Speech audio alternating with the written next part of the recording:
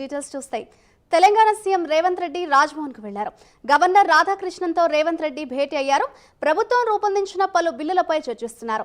Governor కోట ఎమ్మెల్సీలపైన రేవంత్ రెడ్డి చర్చిస్తున్నారు. అసెంబ్లీ సమావేశాలు, కేబినెట్ విస్తరణపైన గవర్నర్తో చర్చించే అవకాశం ఉంది. ఇప్పటికే అసెంబ్లీ కౌన్సిల్లను ప్రోరోగ్ చేస్తూ నోటిఫికేషన్ జారీ అయింది.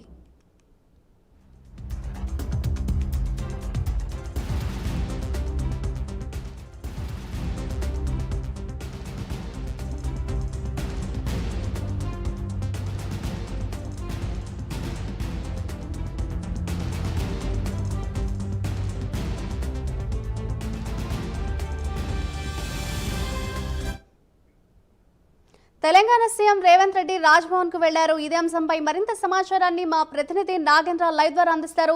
నాగేంద్ర, చెప్పండి, గవర్నర్ రాధాకృష్ణన్తో తెలంగాణ సీఎం రేవంత్ రెడ్డి అయితే భేటీ అయ్యారు. ఓవరాల్ గా వీరి భేటీకి సంబంధించిన లేటెస్ట్ అప్డేట్స్ ఏ విధంగా ఉన్నాయి? థ్యాంక్ యూ మాదిరి.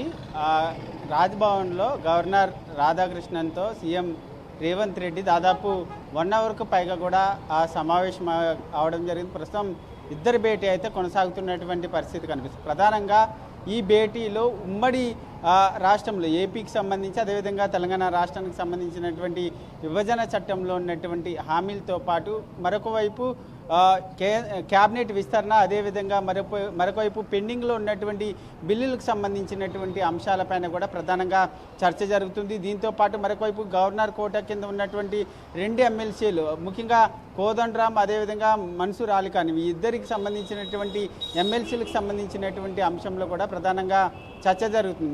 ముఖ్యంగా ప్రస్తుతం జరుగుతున్నటువంటి భేటీలో ఇద్దరి మధ్య ప్రధానంగా ఉమ్మడి ఆంధ్రప్రదేశ్ అదేవిధంగా తెలంగాణకు సంబంధించినటువంటి, ఎందుకంటే జూన్ 2వ తేదీ నాటితో ఉమ్మడి హైదరాబాద్కి సంబంధించి రాజధానితో పూర్తిగా 10 సంవత్సరాలు పూర్తయినటువంటి నేపథ్యంలో తెలంగాణకు సంబంధించినటువంటి ఆస్తులు, అదేవిధంగా మరొకవైపు అప్పులకు సంబంధించినటువంటి వ్యవహారాలు ఇంకా కొలిక్కి రావాల్సినటువంటి అవసరం ఉంది.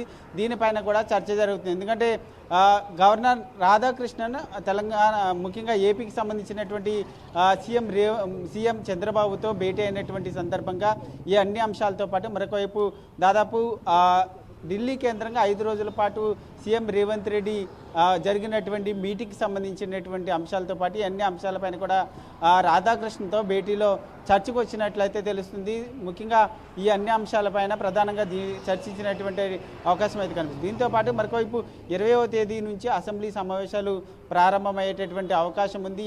ఈ అసెంబ్లీ సమావేశాలకు సంబంధించినటువంటి అంశం పైన కూడా ప్రధానంగా చర్చ జరిగినట్లయితే సమాచారం అందుతుందని చెప్పాలి మాదిరి. Right, thank you Nagendra.